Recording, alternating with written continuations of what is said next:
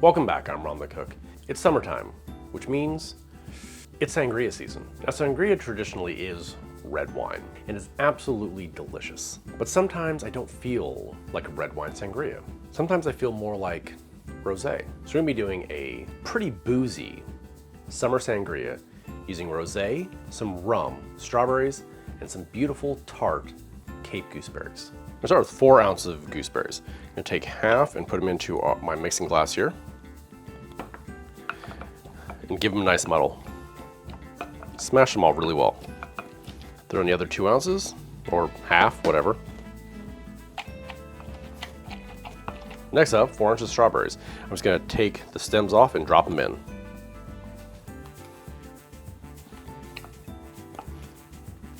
Give those a good smash too.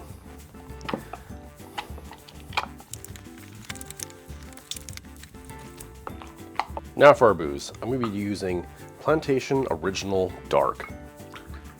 3 ounces, or 90 mils.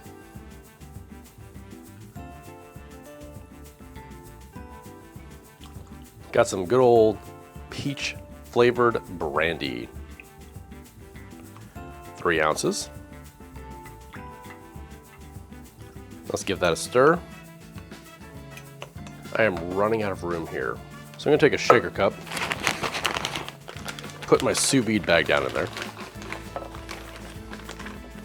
I'm gonna pour my contents directly into our bag and finish off with 3 ounces of triple sec. I'm gonna take our sous vide bag here, put it into my sealer, vacuum seal, and immediately hit seal.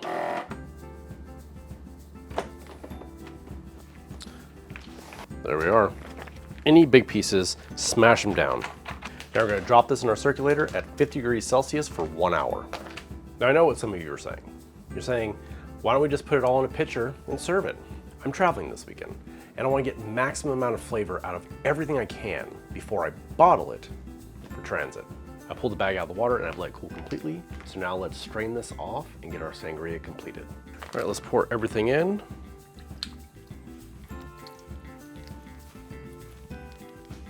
Ooh, it has an amazing smell. We're gonna let this drain naturally. We don't want to press it down. Now it's important to choose the right wine for your sangria. You don't want anything too dry, you don't want anything too sweet, nothing too heavy, nothing too light. You want a nice middle of the road wine, whether it be white, red, or rosé.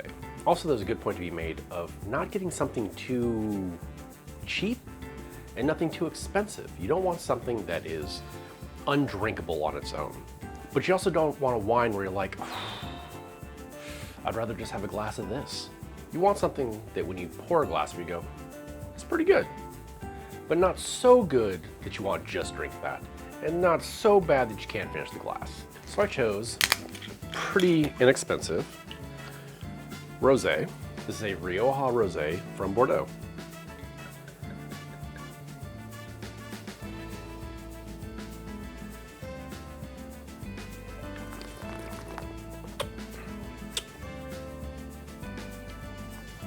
Not bad. A little dry, not too dry.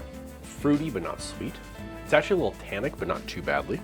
This is gonna pair perfectly with our booze and our fruit. Now I do wanna try our booze mixture on its own.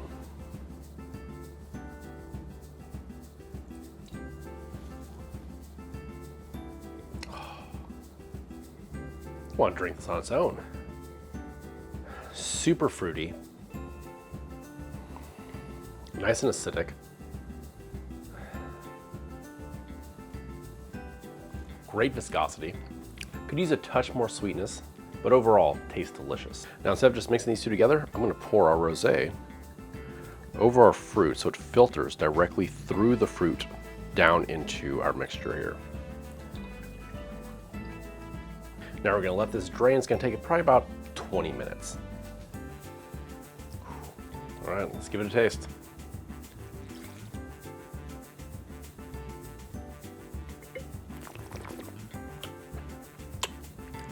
A bit of strawberry in there. Those Cape gooseberries are really coming through.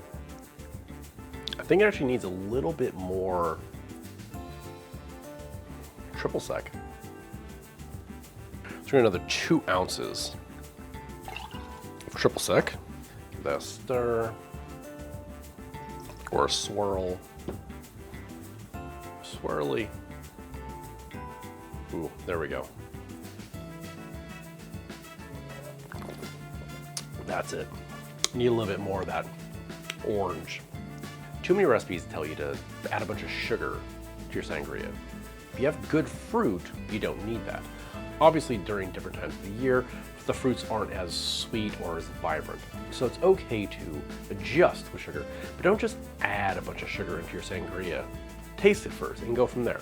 Now this is perfect for me. We could not ask for a better day.